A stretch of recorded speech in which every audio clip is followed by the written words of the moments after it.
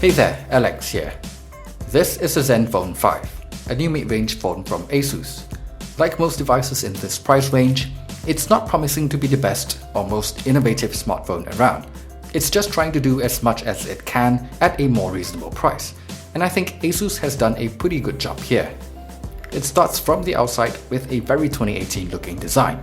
By that, I mean it looks like an iPhone 10.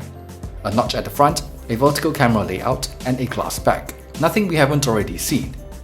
Even the concentric circles pattern underneath the glass is very common on ASUS products. It's not the most original design, but objectively, I think it's pretty decent looking. I could nitpick about the slightly sharper edges, but it does come with a case in the box, so it's not a huge deal to me. Another thing that is not a huge deal is the notch. At this point, the notch is just the most feasible solution for us to get more display and less bezels. For folks who really hate the notch, the ZenFone 5 is probably not for you. Even though there is an option to hide the notch, the sharp edges looks pretty awful to me. This is something they could possibly tweak with a software update, and I really hope they do. Notch aside, this is a pretty good looking LCD display. It's not the highest resolution, but it has decent looking colors and outdoor visibility is pretty good.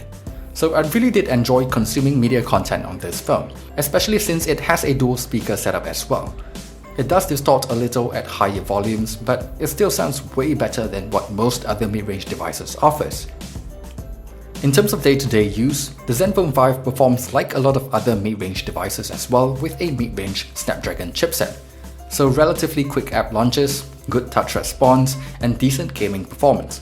Battery life has been pretty good too, with it lasting me slightly over a day of use consistently. I've actually been pleasantly surprised by this level of performance since Zen UI is what I would consider to be a pretty heavy skin.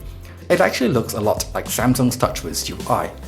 What I do like though is the minimal amount of bloat that comes pre-installed on the phone. Even the default keyboard is Google's.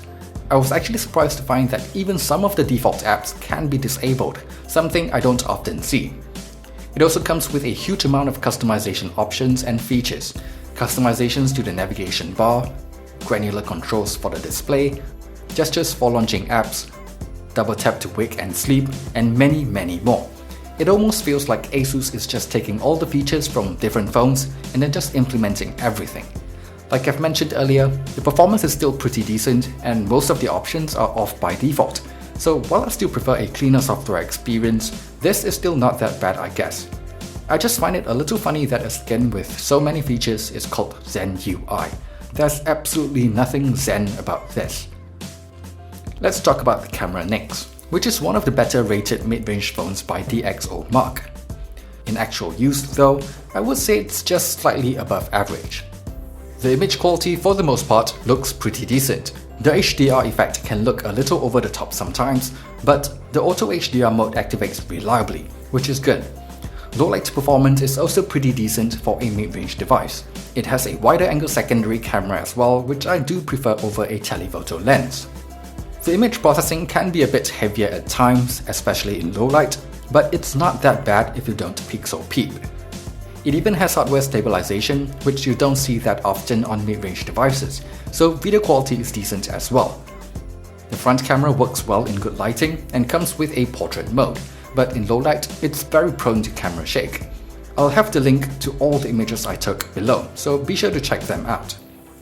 Overall, it's a pretty decent camera experience apart from the slightly sluggish viewfinder in low light. It's definitely not as good as some older flagship devices like the DxOMark rating suggests, but it's still a camera that punches slightly above its price point. Punching above its price point is probably how I would describe the ZenFone 5 as a whole as well.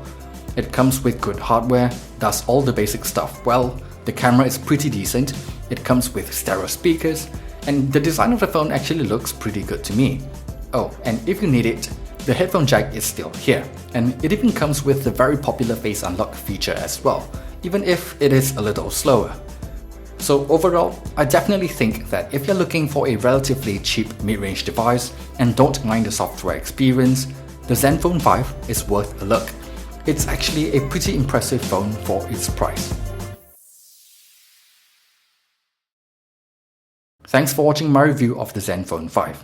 If you've enjoyed it, be sure to like this video and subscribe to the channel. Thanks again, and see you guys on the next one.